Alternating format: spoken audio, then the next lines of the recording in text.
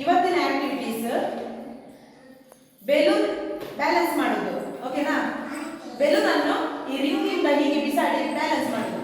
ಯಾವ ರೀತಿ ಅಂತ ಹೇಳಿಕೊಡ್ತೇನೆ ನೋಡಿ. ರಿಂಗ್ ಅಲ್ಲಿದೆ, ನನ್ನ ಕೈ